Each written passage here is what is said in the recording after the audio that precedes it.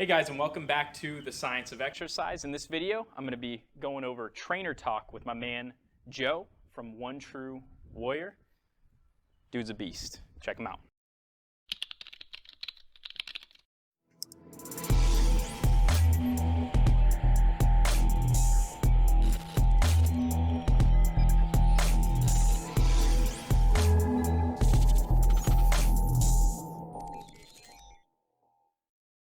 So I think you said the word periodize. That was going to be my next question for you.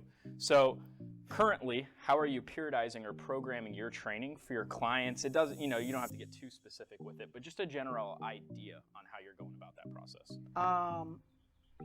There's not a one size fits all. I think more than anything, what I try and do is fit it to the person I'm with, right? If you're very new, the periodization kind of goes from the endurance to strength size model to strength and then power. Right. And depending on how they react to the previous, so if they do really well in endurance and I see their endurance does well, then we'll go into heavier weights and start adding strength and size. But also you have to take into consideration what they want to do. Right.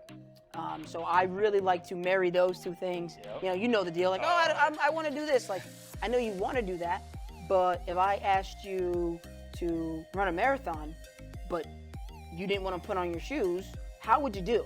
Right. So I think depending on the person, it really is going to depend on the periodization. And honestly, I think for most untrained people, following the very basic periodization model works. Yep. Some of the elite athletes, we mix it up and add in some just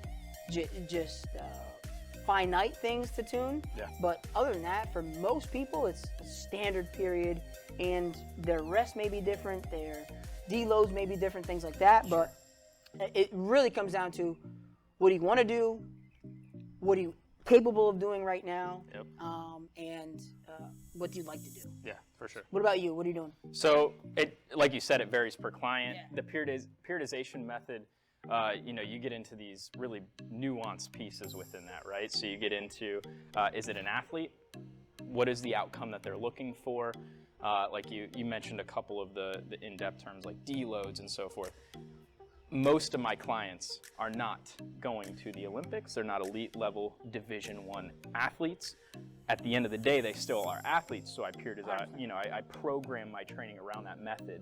But as a whole, it's what do they enjoy and what outcome are we getting? Assess and reassess is kind of how I program my training. So generally speaking, it is a strength at the beginning, and then it will lead itself into more supplemental exercises based on the outcome we're looking for that day. But I agree wholeheartedly with your statement that it should be built around the client, 100%.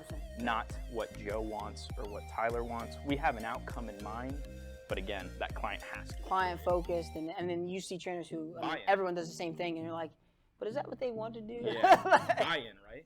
Yeah, and I think more than anything, if I can't get someone, one of my favorite quotes is, they don't care how much you know until they know how much you care. Absolutely. And without that buy-in, I think it becomes very difficult to get results and to take them in a direction that they may not want right now, but you see as a great health benefit, and also on the back end getting what they want at the same time. Yeah.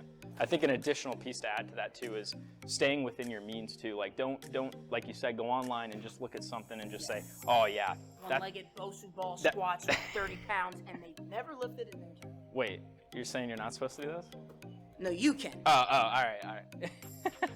But at the end of the day, it's also got to be within what you know and how you can coach. Oh, 100%. Right? 100%. So don't go out there and just start. I don't really teach especially the barbell Olympic lifts that much, because that's not in my realm. That's not something, I can coach them, but it's not something I do proficiently even myself. Sure. So I stay away from it. I'll do I like dumbbell snatches, I like dumbbell HPC, stuff like that.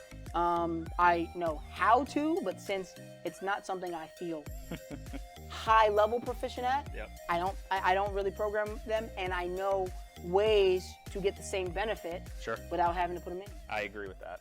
I agree with that wholeheartedly. This was the Science of Exercise. We had our trainer talk with Joe McMiller, One True Warrior. Had a great time.